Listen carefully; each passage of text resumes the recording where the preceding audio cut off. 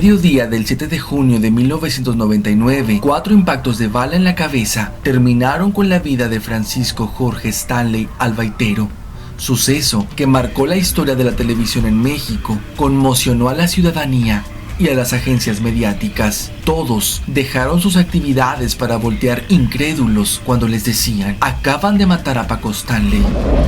Desde el momento del asesinato inició una campaña televisiva sin precedentes que presentaba al conductor como un mártir y culpaban de su muerte al gobierno local, encabezado por Cuauhtémoc Cárdenas. Ricardo Salinas Pliego, quien años atrás recibió un préstamo millonario de los Salinas de Gortari para ganar la licitación del Canal 13, exigió la renuncia del jefe de gobierno y cuestionó el sistema democrático que había permitido la transición política en el Distrito Federal. Los actores y conductores de Azteca comenzaron a exigir justicia al aire, culpando al gobierno del DF por la violencia que había terminado con la vida del animador. Al poco tiempo, supimos que en realidad se trató de una narcoejecución, que Stanley no era tan inocente y que tenía complicidades con las televisoras como dealer de sus estrellas. Incluso operaba al amparo de la Secretaría de Gobernación, muy cercana al Cártel de Juárez desde tiempos de Salinas. Al pasar los años, conocimos más detalles. El Señor de los Cielos fue quien mandó matar a Paco en un ajuste de cuentas.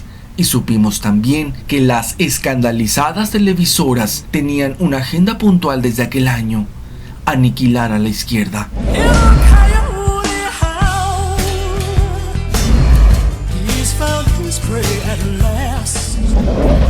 Paco Stanley y su amplio historial delictivo operaba para el Cártel de Juárez, proveía drogas a las estrellas de Televisa y Azteca, todo con la anuencia de gobiernos priistas a través de la Secretaría de Gobernación.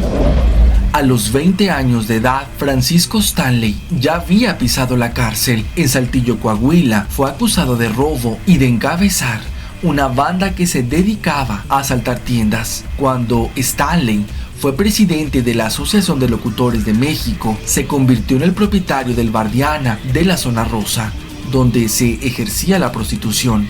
De acuerdo con el diario Reforma, un informante de la DEA aseguró que Paco Stanley pertenecía a la estructura del Cártel de Juárez. Por su parte, el Universal informó que una línea de investigación de la Procuraduría del DF señalaba al conductor como proveedor de droga entre los adictos del mundo del espectáculo, principalmente en Televisa y Televisión Azteca, al estar vinculado con los hermanos Muñoz Talavera, capos del Cártel de Juárez.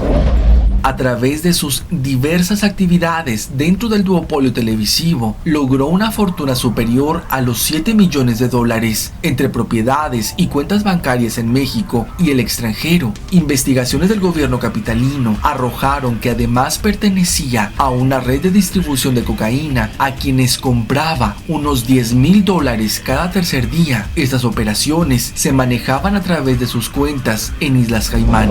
Las investigaciones de la inteligencia militar revelaron que Stanley era amigo íntimo de Amado Carrillo Fuentes, el Señor de los Cielos, líder del Cártel de Juárez, con quien gustaba de jugar billar. Stanley solía visitar hoteles donde se hospedaban en esas mismas fechas capos del narcotráfico, utilizando pases de cortesía. Trascendió que Stanley servía de prestanombres en la compra de bienes inmuebles del Señor de los Cielos.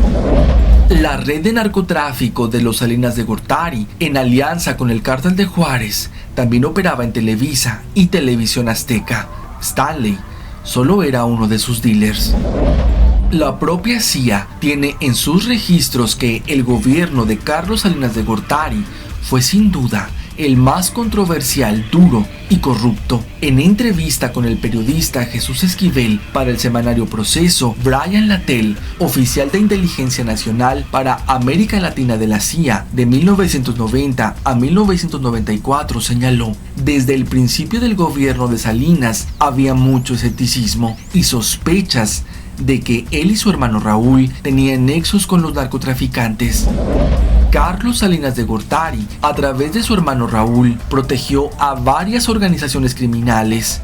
Los Salinas estaban vinculados con varios cárteles delictivos, entre ellos el de Juárez. De acuerdo con testimonios de Rubén Jaime Gutiérrez, confinado en Santa Marta, Acatitlan, Raúl, el hermano incómodo, José Córdoba Montoya, el entonces jefe de la oficina de la presidencia, y Amado Carrillo visitaban en el reclusorio sur al narcotraficante Juan José Esparragosa el Azul, quien realizaba grandes fiestas para los hombres de confianza de Carlos Salinas.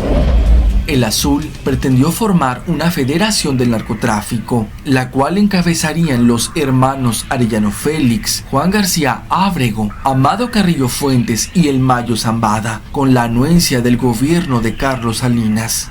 En la administración de Ernesto Zedillo se repitió la narcocorrupción. La propia familia de Zedillo se involucró con el narcotráfico. Al igual que el PRI, Televisa ha mantenido vínculos muy estrechos con el Cártel de Juárez, mismos que continúan vigentes. En marzo de este año se reveló que Rodolfo David Dávila Córdoba, exdirectivo del Banco de México, sentenciado por haber sido operador financiero de la organización de los Carrillo Fuentes, recibió contratos por más de 396 millones de pesos de la Cruzada contra el Hambre. Los pagos se hicieron a empresas fantasmas y por servicios jamás realizados, en una trama que involucró a la Universidad Autónoma de Morelos y a un exdirigente de Nueva Alianza. Dávila Córdoba además aportó dinero a las tarjetas bancarias utilizadas por el PRI durante la campaña presidencial de Enrique Peña Nieto en 2012. Trascendió también que Grupo Comercializador Conclave del mismo Dávila Córdoba fue intermediario en el traspaso de Diego Reyes del Club América de Televisa al Porto de Portugal. Medios estadounidenses revelaron los nexos entre los Salinas de Gortari, Televisión Azteca y Francisco Stanley, información que en México fue poco difundida. En aquel 1999, un representante de TV Azteca advirtió al procurador capitalino que no hiciera público el hallazgo de cocaína en la sangre y los bolsillos de Stanley. Un año más tarde, la emisora amenazó con lanzar una campaña que sugiriera que el procurador capitalino intencionalmente había sembrado la cocaína en el cuerpo del teleconductor. El procurador Samuel del Villar contraatacó con una iniciativa para investigar al presidente de TV Azteca por su previo conocimiento de la relación de Paco Stanley con cárteles de la droga, así como por obstruir la justicia, amagando a procuradores para que no hablaran sobre el consumo habitual de coca de Paco. Stanley no solo era conocido por autoridades federales y por la DEA como un narcotraficante, sino que era protegido por estas instancias. Junto con las sustancias encontradas en los bolsillos de Stanley, se halló una licencia para portar armas reservada exclusivamente para la policía, licencia que falsamente lo nombraba oficial de seguridad pública. El permiso se lo había otorgado 27 días antes de su muerte el entonces secretario de Gobernación, Francisco Labastida. En vano intentó TV Azteca detener la hemorragia de secretos internos. 10 meses después, medios estadounidenses finalmente destaparon otro escándalo. TV Azteca fue comprada al gobierno en parte con $30 millones provenientes del narcotráfico. El 16 de abril del 2000, The Washington Post reportaba sobre la investigación del procurador del DF en torno a la narcorred. TV Azteca fue empleada por el hermano del expresidente Carlos Salinas de Gortari para lavar dinero ilícito proveniente del tráfico de drogas.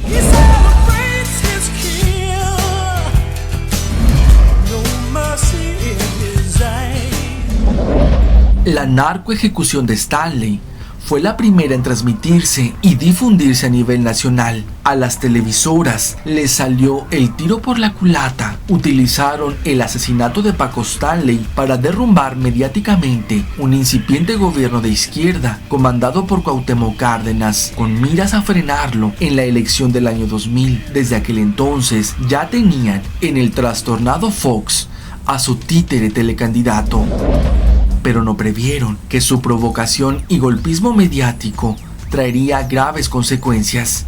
Se destaparía la cloaca de los narconegocios entre todos: gobiernos, medios masivos y cárteles de la droga, mismos que hasta la fecha continúan, con la diferencia que hoy son más poderosos, sanguinarios y descarados. La inmunidad e impunidad, el sello que los distingue.